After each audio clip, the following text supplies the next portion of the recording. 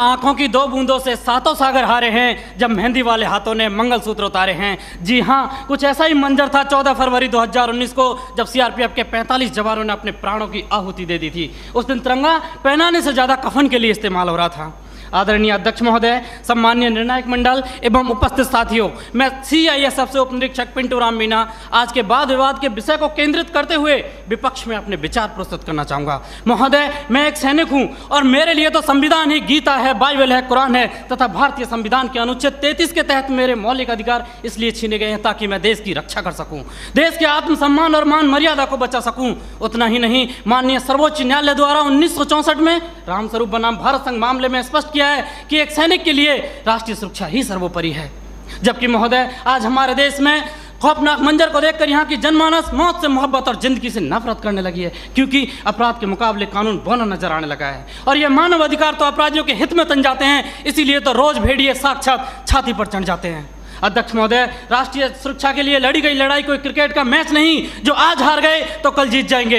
ये वो जंग है जो आज नहीं जीती गई तो कल देश को वीरान कर देगी। इसीलिए इसको जीतना बहुत जरूरी है और हम रोज जीतते हैं तभी तो पंजाब की तर्ज पर जम्मू कश्मीर और उत्तर पूर्वी राज्य भारत के नक्शे में हैं। नहीं तो युद्ध विराम संधि, शिमला समझौता और ताशकंद जैसे कई समझौते रोज जम्मू कश्मीर की घाटियों में बेआबरू होते हैं।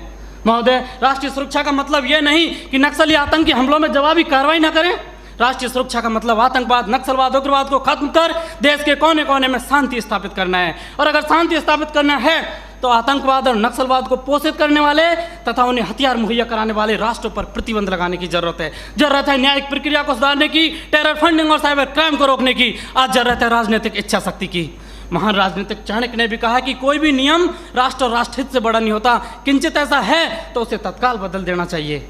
महोदय, आज के दौर में आक्रामक रवैया अपनाने वाले आतंकवाद, नक्सलवाद, उग्रवाद से लोहा लेना किसी युद्ध से कम नहीं और किसी युद्ध को जीतने के लिए पहल करने की आवश्यकता होती है। जबकि युद्ध जैसी अत्यंत निर्णायक पलों में एक जवान अपनी नौकरी की वजह से उतना ही कर पाता है कि सांप मरे या ना मरे, लेकिन लाठी नहीं टूटनी चाहिए, क्योंकि उसको डर सता रहा होता है कि जलील किया जाएगा उसे मानव अधिकारों की भरी सभा के अंदर।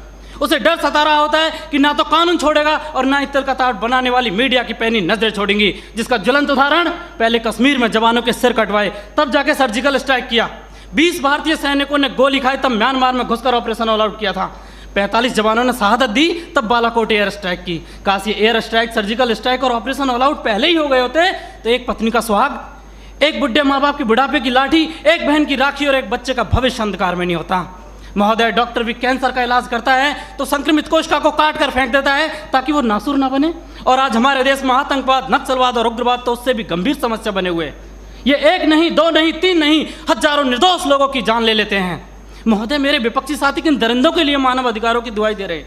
उनके लिए जो विश्व के सबसे बड़े लोकतंत्र में सत्ता का गलियारा बंदूक की नली से नापना चाहते हैं, या फिर उनके लिए जो राजनीतिक शून्य, आर्थिक विफलता और अराजकता फैलाना चाहते हैं, या फिर उनके लिए जिन्होंने 38 भारतीय नागरिकों को इराक के मौसूल में मौत के घाट उतार दिया था और उनके घर वालों की पथराई आंखों को मिला भी तो सिर्फ ताबूत और ताबूत में मृत्यु प्रमाण पत्र, या फिर उनके लिए जो राष्ट्र विरोधी नारे लगाते हैं, अब जलम शर्मिंदा है, तेरे कातिल जिंदा है, कौन है अफजल का कातिल, भारतीय संविधान या सर्वोच्च न्यायालय?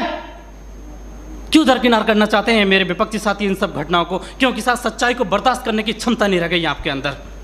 महोदय, सच ये है कि हमारी बंदूक की नली से निकली हुई गोली को 1000 बार सोचना पड़ता है कि उसे कब, कहां और किसे लगना है, जबकि एक आतंकवादी की गोली को कोई निर्णय लेने की आवश्यकता नहीं होती। एक जवान की उंगली अगर ट्रिगर पर है तब हम यहाँ खुली हवा में सांस लेते हैं। -40 डिग्री तापमान पर एक जवान अपनी हड्डियां गलाता है तब हमें सहूलियत मिलती है बुद्धिजीवियों की तरह बातें करने की, सहूलियत मिलती है संवेदनशील होने की, डिस्को जाने की और त्यौहार मनाने की। अध्यक्ष महोदय, सच्चाई ये है कि दुश्मन देश के बाहर ही नहीं, देश के अंदर भी हो सकता है। मंदिर, मस्जिद और गुरुद्वारे में भी हो सकता है, यहाँ तक कि सदन के अंदर भी हो सकता है, जिसे नकारा नहीं जा सकता। और ये मेरी जिम्मेदारी है कि बाहर भीतर हर तरफ देश की रक्षा करूं, और ऐसा करते वक्त अगर मेरे और मेरे परिवार के मानव अधिकारों को कुचलना भी पड़ा तो मेरे लिए सौभाग्य की बात होगी।